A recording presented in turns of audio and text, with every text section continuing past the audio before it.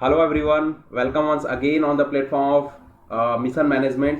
My name is Shubham Tiwari और आज की जो टॉपिक है वो हमारी है इलास्टिसिटी ऑफ डिमांड। इससे पहले हमने डिमांड चैप्टर कर लिया था, डिमांड क्या होता है, लॉ ऑफ डिमांड क्या होते हैं, तो please visit our previous video. ठीक है, आज जो टॉपिक है बहुत इंपॉर्टेंट टॉपिक है, काफी क्वेश्चंस आते हैं यूजीसी नेट एग्जाम में आपके।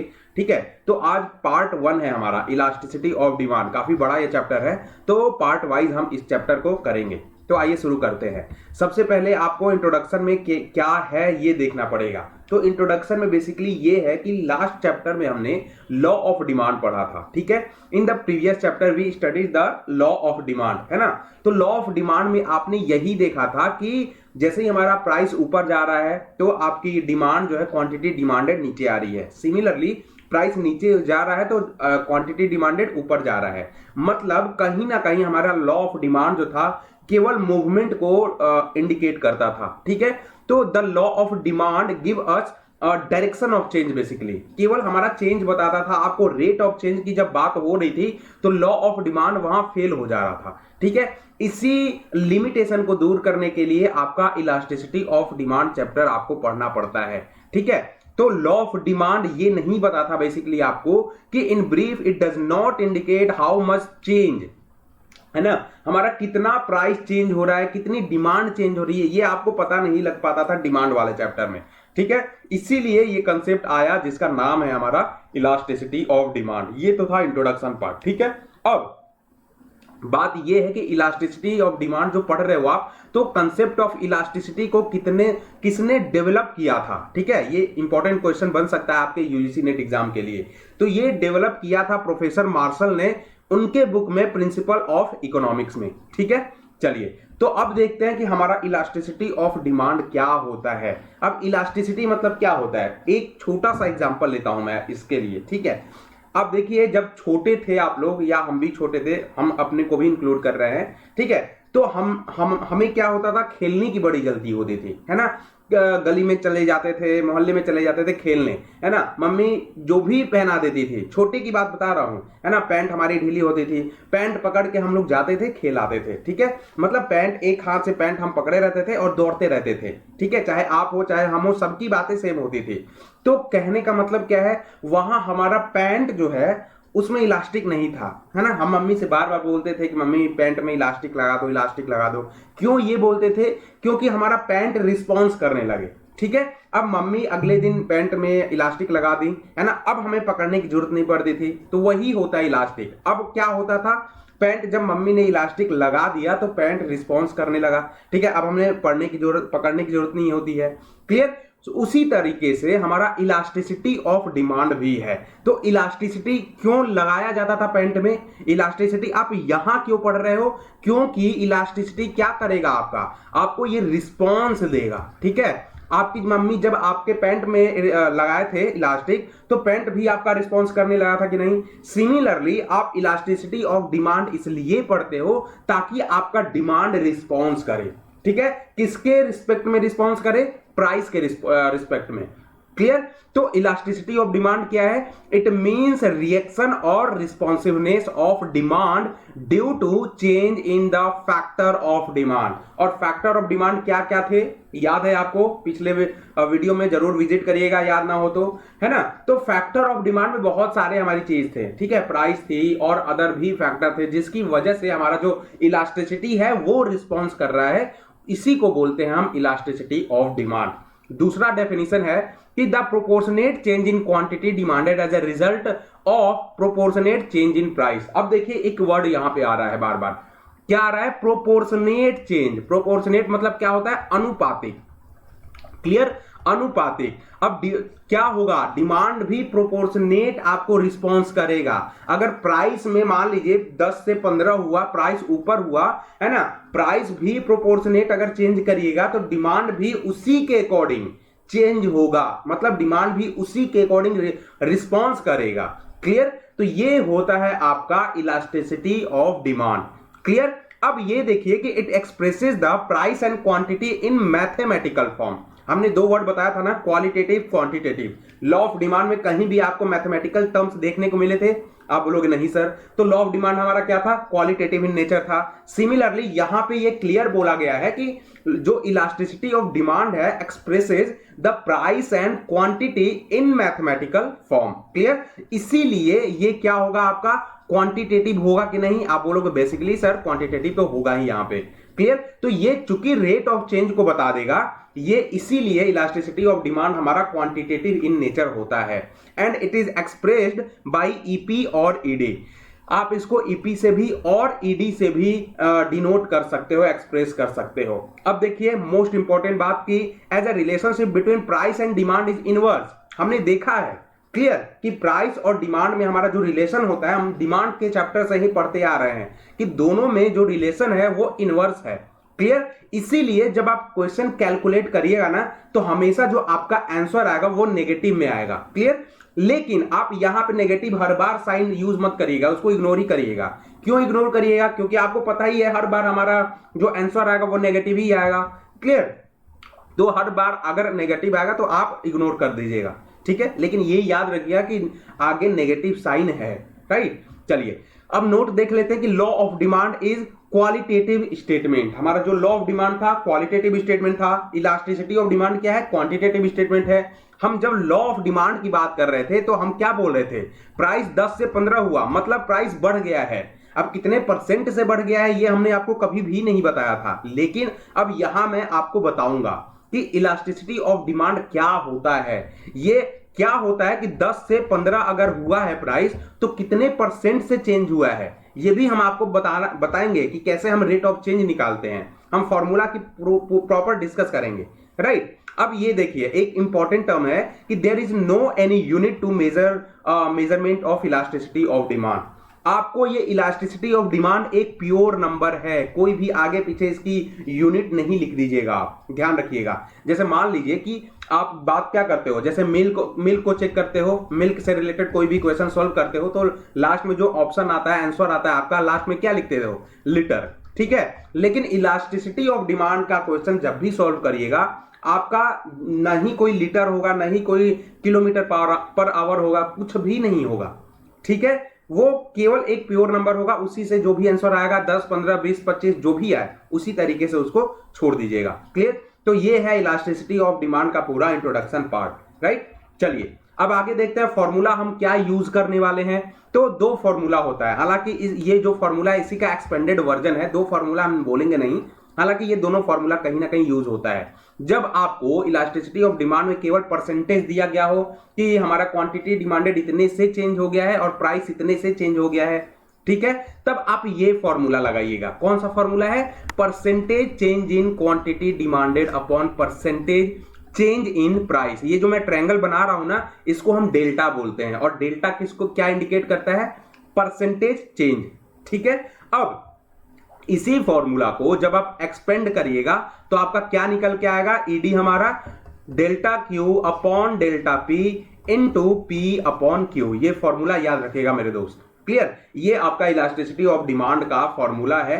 वेयर, अब देखिए ये फॉर्मूला कब यूज करिएगा, या ये तो आप समझ गए कि हमें कब यूज करना है, जब दोनों टर्म्स दिए गए हो परसेंटेज में। लेकिन अब मान लेते हैं कि जो डेल्टा क्यू है, क्या है डेल्टा क्यू आपका, परसेंटेज चेंज, मतलब चेंज इन क्वांटिटी डिमांडेड। मान लेते हैं कि जो क्वांटिटी डिमांडेड ओरिजिनल थी आपकी 500 थी, ठीक है, अब क्या हो गया है, क्वांटिटी डिमांडेड 450 हो गया है। तो ये तो क्यू होगा, ओरिजिनल क्यू होगा, लेकिन क्यूडी क्या होगा, और जब हम चेंज निकालेंगे तो 500 माइनस 450 करेंगे तो ये डेल्टा क्यू क्या आएगा आपके पास, ये 50 आ जाएगा। तो यही है आपका delta Q is your change in quantity demanded, ठीक है।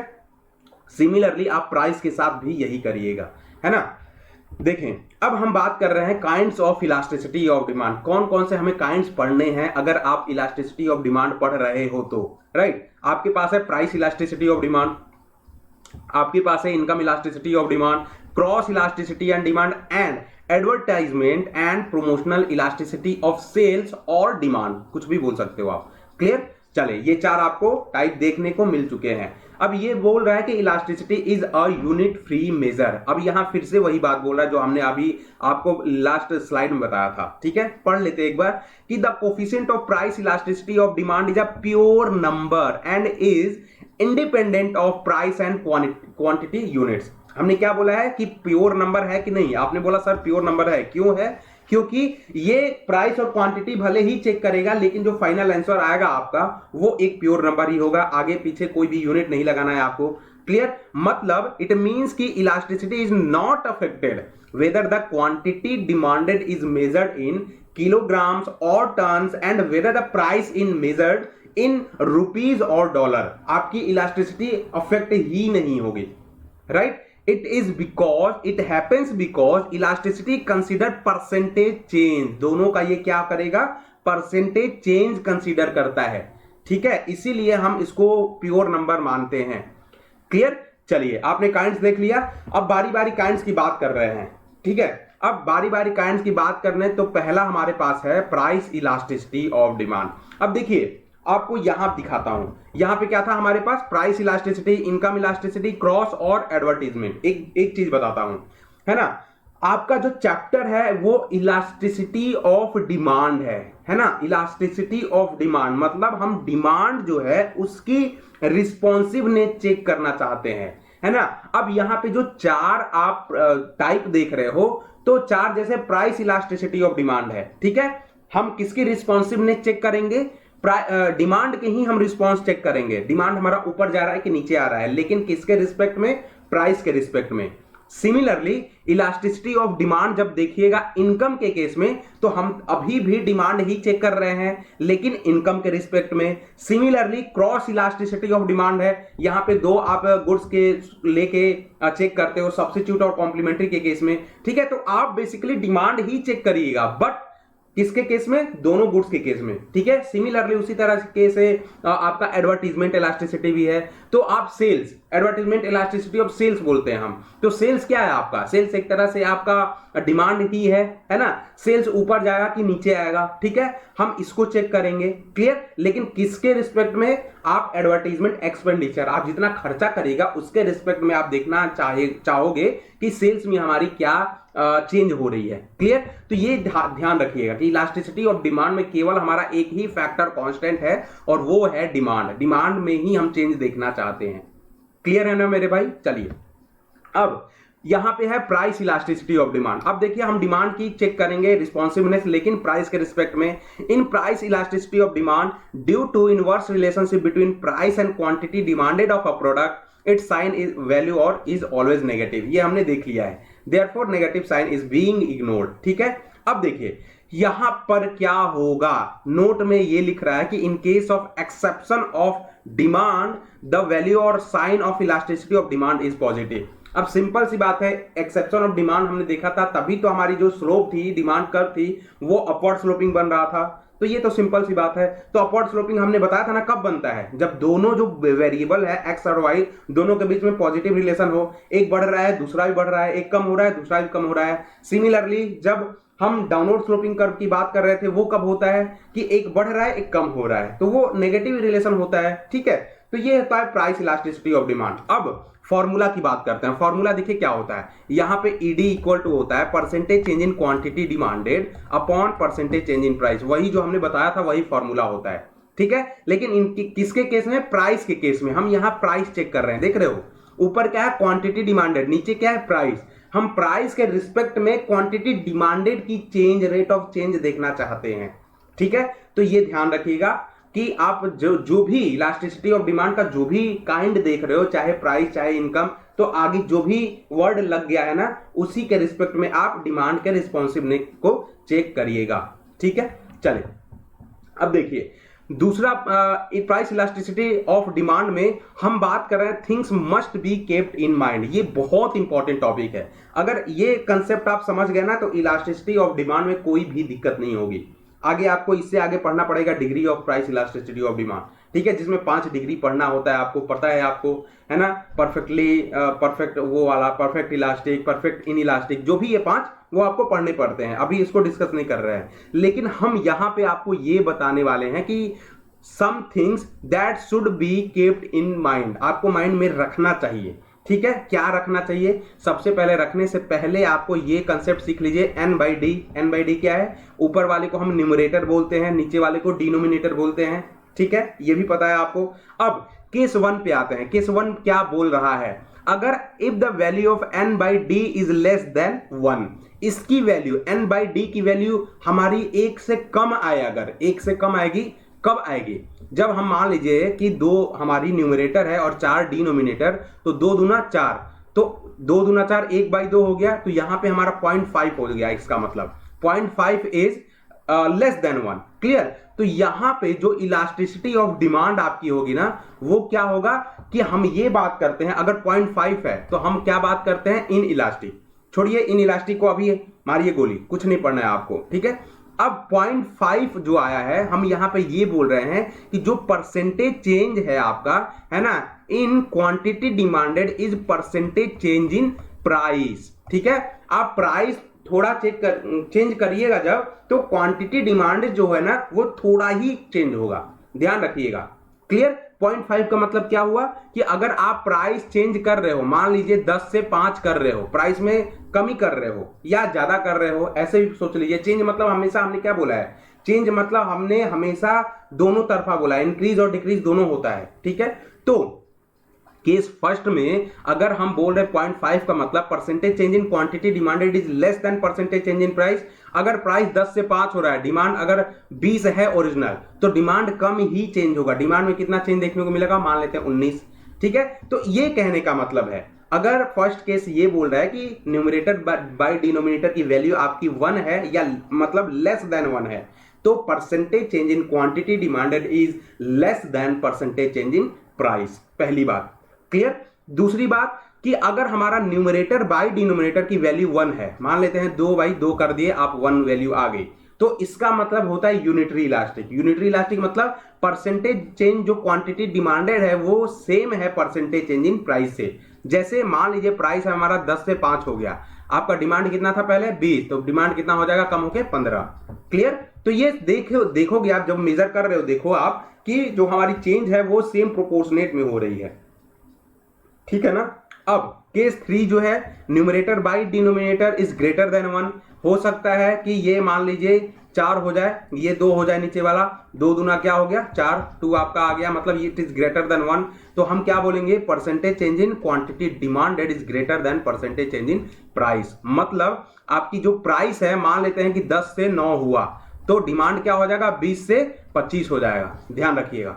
ठीक है, डिमांड 20 से 25 हो जाएगा, ये ध्यान रखिएगा। अब यहां एक बात ध्यान रखिए, हमने ये सबको एक्सेप्शन बता दिया एक तरह से, ये नहीं होगा। हमने प्राइस को हमेशा नीचे किया है ना, तो डिमांड बढ़ेगा ही, तो 20 से ये 21 हो जाएगा।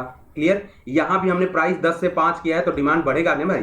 प्राइस जब कम करोगे तो डिमांड तो बढ़ेगा ना, तो 20 से क्या हो जाएगा आपका? 25 हो जाएगा। क्लियर? तो ये बातें समझिएगा आप। तो ये 3 केसेस हैं जो आपको दिमाग में रखने पड़ेंगे। ठीक है, चलिए अब आगे बात करते हैं हम कि इनकम इलास्टिसिटी ऑफ डिमांड। आपने प्राइस इलास्टिसिटी ऑफ डिमांड पढ़ लिया, हम बात कर रहे हैं इनकम इलास्टिसिटी ऑफ डिमांड। अब यहां क्या हम देखेंगे कि आपकी जो ऊपर क्या रहेगी, फॉर्मूला में आपने देखा है कि ऊपर हम percentage change in quantity demanded ही बात करने वाले हैं, लेकिन अब यहां पे प्राइस नहीं होने वाला है, अब हम इनकम की बात कर रहे हैं। ठीक है, तो यहां परसेंटेज चेंज इन इनकम कर दीजिए आप। क्लियर? कि हम इनकम के रिस्पेक्ट में क्वांटिटी डिमांडेड की रिस्पॉन्सिवनेस चेक करना चाहते हैं, रिएक्शन चेक करना चाहते हैं। ठीक है, तो ये आपका फॉर्मूला बन गया। ठीक है, अब यहां भी 2 केसेस तो मोस्टली पूछे ही जाते हैं आपके एग्जाम में, हालांकि हमने 3 केसेस लिख दिए हैं, लेकिन ये केस बनते हैं जब कि नॉर्मल गुड्स के केस में क्या होता है, इंफीरियर गुड्स के केस में क्या होता है। ठीक है, तो नॉर्मल गुड्स सबसे पहले यहां पे देखिए क्या होता है। नॉर्मल गुड्स क्या होता है? जो जनरली जो लोग कंज्यूम करते हैं।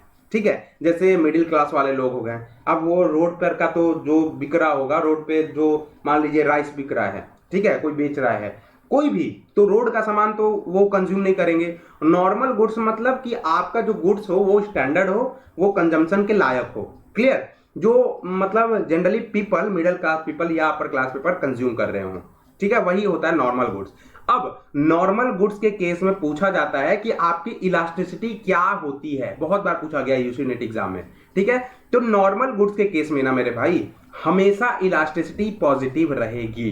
पॉजिटिव मतलब there is direct relationship between both आपकी इनकम और नॉर्मल गुड्स, ठीक है। नॉर्मल गुड्स जो भी मान लीजिए आप, ठीक है। अब इनकम क्या होगा, मान लेते हैं कि आपकी इनकम जो है बढ़ गई, क्लियर, तो आपका जो कंजम्पशन भी होगा नॉर्मल गुड्स का वो बढ़ जाएगा। सिमिलरली आपकी इनकम कम हो गई तो जो कंजम्पशन होगा नॉर्मल गुड्स का वो भी कम हो जाएगा। तो आप देख पा रहे हो दोनों के बीच में एक जैसा मूवमेंट है, या तो इंक्रीज या तो डिक्रीज, क्लियर। तो इसीलिए नॉर्मल गुड्स में जो भी इलास्टिसिटी होगी वो हमारी पॉजिटिव होगी, ठीक है। सेकंड बात हो रहा है कि इंफीरियर गुड्स क्या होता है, जो मतलब मध्यम, जो लो कैटेगरी वाले होते हैं, जो रोजमर्रा की जिंदगी गुजार रहे होते हैं, जैसे लेबर क्लास हो गया, है ना, तो वो होते हैं हमारे, ठीक है, जिनको रोज वो क्या करते हैं, राशन की दुकान पे जाके 1 किलो चावल मांग लेते हैं, बाजरा मांग लेते हैं, ठीक है, वो वाले इंफीरियर गुड्स हो गए, ठीक है। तो इंफीरियर गुड्स के केस में हमारी इलास्टिसिटी नेगेटिव होगी, ये बात याद रखिएगा। अब सर नेगेटिव कैसे होगी, अब मान लीजिए वो क्लास पीपल हैं जो भी हमने बोला है कि ठीक है वो लोअर क्लास वाले हैं, अब उनकी मान लीजिए इनकम बढ़ती है, क्योंकि हम इनकम में चेक कर रहे हैं इलास्टिसिटी ऑफ डिमांड को, इनकम के रिस्पेक्ट में हम डिमांड को चेक कर रहे हैं, ठीक है। तो मान लीजिए जो पीपल हैं वो वीक क्लास वाले, तो उनकी इनकम बढ़ गई, ठीक है, तो क्या अभी भी वो इंफीरियर गुड्स कंज्यूम करेंगे, आप बोलोगे नहीं सर।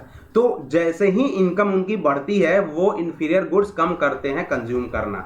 सिमिलरली इनकम उनकी कम होती है तो वो बढ़ा देते हैं इंफीरियर गुड्स को कंज्यूम करना। इसीलिए हम ये बोल रहे हैं कि इंफीरियर गुड्स के केस में आपकी जो इलास्टिसिटी होती है वो नेगेटिव होती है, ठीक है। अब थर्ड केस देख लेते हैं न्यूट्रल गुड्स के केस में। न्यूट्रल गुड्स के केस में ना भाई आपकी इलास्टिसिटी जो होती है वो हमेशा जीरो होती है। आपको इनकम बढ़े कम हो कोई भी दिक्कत नहीं है, जैसे साल्ट एंड शुगर बात कर लीजिए, इसको इंडिफरेंट गुड्स भी बोलते हैं, कोई भी इंसान को फर्क ही नहीं पड़ रहा है, वो तो कंज्यूम करेगा ही करेगा, ठीक है। चलिए, तो ये होता है इनकम इलास्टिसिटी ऑफ डिमांड। अब बात कर लेते हैं क्रॉस इलास्टिसिटी की। क्रॉस इलास्टिसिटी में हम जब भी क्रॉस इलास्टिसिटी पढ़ते हैं आपके दिमाग में आ जाना चाहिए यहाँ पे दो गुड्स की बात हो रही है। क्रॉस मतलब ये दो, ठीक है, यही होता है क्रॉस। तो ये दो है, दो गुड्स की बात हो रही है। दो कौन कौन से, सब्स्टिट्यूट गुड्स, कॉम्प्लीमेंट्री गुड्स। हालांकि हम केस यहाँ 3 केस लेके आए आपके लिए, लेकिन आपको 2 मेन पूछे जाते हैं, ठीक है। मतलब क्रॉस इलास्टिसिटी में हम क्या पढ़ेंगे, demand of any commodity is also affected by change in the price of related goods either substitute or complementary to each other। तो हम इसकी बात कर रहे हैं, ठीक है। अब जैसे इससे पहले आपने नॉर्मल पढ़ा था, तो नॉर्मल में भी हम जब पढ़ेंगे तो 2 गुड्स की बात होगी, इंफीरियर और नॉर्मल, ठीक है, उसकी बात होगी जो इनकम पढ़ा था अभी आपने, क्लियर। सिमिलरली क्रॉस में भी सब्स्टिट्यूट और कॉम्प्लीमेंट्री की ही बात होगी, है ना। अब क्रॉस इलास्टिसिटी ऑफ डिमांड का फॉर्मूला देख लीजिए क्या होता है। तो हमने बोला ऊपर क्या कि percentage change in demand of commodity X, demand of commodity X, clear. और नीचे आपकी प्राइस होगी percentage change in price of Y. तो वाई देख रहे हो, वाई के प्राइस के चेंज होने में ऊपर डिमांड ही है, अभी भी आपकी जो गुड्स वाई है, वाई की प्राइस चेंज हुई है, या तो प्राइस ऊपर गया होगा, इंक्रीज किया होगा, या तो नीचे आया होगा, उसके चेंज होने में एक्स की डिमांड पे क्या फर्क पड़ रहा है, तो ये कहलाता है क्रॉस इलास्टिसिटी ऑफ डिमांड, है ना। ये 2 तरह के होते हैं, either it is substitute goods और कॉम्प्लीमेंट्री गुड्स, क्लियर। तो देखते हैं, अब पूछा जाता है आपसे क्वेश्चन ये कि सब्स्टिट्यूट गुड्स में आपकी इलास्टिसिटी क्या होती है। तो सब्स्टिट्यूट गुड्स में आपकी इलास्टिसिटी हमेशा पॉजिटिव होगी, ये बात याद रखिएगा। जैसे सब्स्टिट्यूट गुड्स का एग्जांपल ले लेते हैं, बहुत ही हमारा ट्रेडिशनल एग्जांपल है टी और कॉफी। अगर टी की प्राइस आप बढ़ा दीजिएगा तो लोग कहां शिफ्ट कर जाएंगे, कॉफी के ऊपर, क्लियर। सिमिलरली टी की प्राइस आप कम कर दीजिएगा, ठीक है, तो आपकी कॉफी की डिमांड कम हो जाएगी। तो देखिए, टी का आपने प्राइस बढ़ाया, कॉफी की डिमांड बढ़ गई, टी का प्राइस कम किया, कॉफी की डिमांड कम हो गई। तो दोनों का मूवमेंट कैसा है, सेम है, या तो ऊपर या तो नीचे, क्लियर। इसीलिए हमारा जब सब्स्टिट्यूट गुड्स का इलास्टिसिटी आप बात कर रहे हो ये हमेशा पॉजिटिव ही रहता है, ठीक है। सिमिलरली कॉम्प्लीमेंट्री की गुड्स की बात करें, फिर से ट्रेडिशनल एग्जांपल की बात करिए आप, कार और पेट्रोल, ठीक है। पेट्रोल की प्राइस बढ़ेगी, कार की डिमांड कम हो जाएगी, पेट्रोल की प्राइस जो कम होगी कार की डिमांड बढ़ जाएगी। तो यहां पे क्या है, इनवर्स मूवमेंट है, एक ऊपर जा रहा है दूसरा नीचे आ रहा है। इसीलिए जो हमारा कॉम्प्लीमेंट्री गुड्स है उसके बीच में जो इलास्टिसिटी आप पाओगे वो नेगेटिव होगा। ठीक है। Third number unrelated goods. Unrelated goods क्या होते हैं? जिनके बीच में दोनों में कोई डिफरेंस ही नहीं है, कोई रिलेशन ही नहीं है। जैसे मान लेते हैं टेबल और शुगर की बात कर लीजिए। टेबल अपनी जगह पे है, शुगर अपनी जगह पे है, क्या मतलब है दोनों का? कनेक्शन कुछ बिठा पा रहे हो? नहीं सर। तो इलास्टिसिटी हमेशा जीरो होगा। ठीक है, चलिए। अब टेबल की प्राइस बढ़ जाएगी तो चीनी पे क्या असर पड़ेगा? चीनी की प्राइस बढ़ जाएगी तो टेबल के डिमांड पे क्या असर पड़ेगा? कुछ दिक्कत है? कुछ समझ में आ रहा है? कनेक्शन बिठा पा रहे हो? नहीं सर। तो हमारी अनरिलेटेड गुड्स हो गई है। ठीक है, इनकी इलास्टिसिटी क्या होती है? जीरो होती है, ध्यान रखिएगा। चलिए, लास्ट है हमारा एडवर्टीजमेंट इलास्टिसिटी ऑफ सेल्स। अब यहां देखिए, ये है एडवर्टाइजिंग या एडवर्टीजमेंट, यही होता है। इसको भी सेल्स की जगह अगर डिमांड लिखे तो कोई दिक्कत नहीं है ना। अब देखिए इसका जो क्या बोल रहा है कि responsiveness of sales to the change in promotional expenditure can be measured in terms of advertisement elasticity of sales. आप प्रोमोशनल एक्सपेंडिचर कर रहे हो, मान लीजिए कोई एक गुड्स है आपका, गुड्स नया नया यूनिक गुड्स है, उस पर आप एक्सपेंडिचर कर रहे हो, खर्चा कर रहे हो, है ना। खर्चा करके आप ये देखना चाहते हो कि आपके सेल में क्या चेंज हुई है। आप खर्चा किस टर्म्स में कर रहे हो? आप खर्चा कर रहे हो एडवर्टाइजमेंट करके। ठीक है, उस पर्टिकुलर प्रोडक्ट का एड निकाल के उसके द्वारा खर्चा कर रहे हो, और उस खर्चे के माध्यम से आप देखना चाह रहे हो कि हमारी सेल में क्या रिस्पॉन्सिवनेस है, either your sale is increasing और डिक्रीजिंग। ठीक है, तो ऐसे जब चेक करिएगा तो ये कहलाता है एडवर्टाइजमेंट इलास्टिसिटी ऑफ सेल्स। ठीक है, इसके फॉर्मूला की बात कर ले अगर, EA बोलते हैं इसको। ठीक है, अब यहां पे देखिए percentage change in quantity demanded ही बोल रहे हो आप, या सेल्स भी बोल सकते हो। ठीक है, नीचे क्या होगा? आपका जो भी खर्चा किया है एक्सपेंडिचर, परसेंटेज चेंज इन एक्सपेंडिचर बोल दीजिए, या क्या बोल दीजिए, स्पेंडिंग बोल दीजिए, जो आप खर्चा कर रहे हो ये बोल दीजिए, दोनों बोल सकते हो आप। ठीक है, तो जो हम खर्चा कर रहे हैं नीचे तो वही रहेगा, ऊपर कांस्टेंट हमने रख दिया है। ऊपर क्या है? Quantity demanded, percentage change in quantity demanded, है ना। Either in terms of anything, चाहे आपकी इनकम हो गई, क्रॉस हो गई, जो भी ले लीजिए। ठीक है, नीचे हमेशा बदलते रहेगा। ठीक है, चलिए। अब नोट में ये दिया गया है, ये आपकी यूजीसी नेट के लिए बहुत इंपॉर्टेंट पॉइंट है कि एडवर्टाइजमेंट इलास्टिसिटी जो है ना आपकी बिटवीन 0 एंड इन्फिनिटी तक ही लाई करती है, लेकिन ये कभी भी आपका नेगेटिव नहीं होगा। आपकी एडवर्टाइजमेंट इलास्टिसिटी ऑफ सेल्स इकलौती ऐसी इलास्टिसिटी है कि आपकी इसकी वैल्यू नेगेटिव देखने को नहीं मिलता है। क्यों नहीं नेगेटिव देखने को मिलता है? कि आप खर्चा करेगा तो सेल कुछ ना कुछ बढ़ेगा ही बढ़ेगा, ये फोर श्योर है। आप जितना ही ज्यादा एड पे खर्चा करिएगा उतना आपका जो इलास्टिसिटी है, सेल्स है, वो बढ़ेगा ही बढ़ेगा। ठीक है, इसी से रिलेटेड एक कंसेप्ट बता देता हूं। इसी के ऊपर एक थ्योरी है जिसका नाम है बोमल्स। ठीक है, बोमल्स सेल्स थ्योरी है। ठीक है, तो बोमल्स ने ये बोला था कि आप जितना ही ज्यादा एडवर्टाइजमेंट पे खर्चा करोगे ना, आपकी सेल्स उतनी ही ज्यादा बढ़ेगी। तो ये भी इससे याद कर लीजिएगा कनेक्ट करके। ठीक है, तो ये पूरा का पूरा क्या था? Advertisement elasticity of sales. अब एक इंपॉर्टेंट पॉइंट बताता हूं कि इलास्टिसिटी ऑफ प्राइस एक्सपेक्टेशन। यहां देख रहे हो, प्राइस एक्सपेक्टेशन से इलास्टिसिटी की बात हो रही है ना। ये किसने इंट्रोड्यूस किया था? सबसे पहले आपके जो मॉडर्न इकोनॉमिस्ट थे, जो कंज्यूमर बिहेवियर में आपने पढ़ा था, modern economist Hicks and Allen. ठीक है, तो उससे याद रखिएगा, ये जो इलास्टिसिटी ऑफ प्राइस एक्सपेक्टेशन है, ये इंट्रोड्यूस किया गया था हिक्स के द्वारा 1939 में। पहली बात। दूसरी बात कि ये द प्राइस एक्सपेक्टेशन इलास्टिसिटी क्या होता है कि it refers to the expected change in future, है ना। जो एक्सपेक्टेड क्या होगा change in future as a result in current price of a product. आज के प्राइस चेंज होने से एक्सपेक्टेड चेंज फ्यूचर में क्या चेंज होगा, वो हमारा बोला जाता है इलास्टिसिटी ऑफ प्राइस एक्सपेक्टेशन। ठीक है, जिसको दिया था हिक्स ने 1939 में।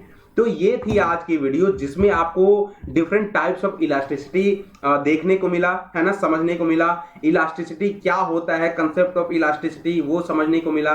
नेक्स्ट वीडियो में हम इलास्टिसिटी का जो भी फर्दर कंसेप्ट है वो हम आपके लिए लेके आएंगे।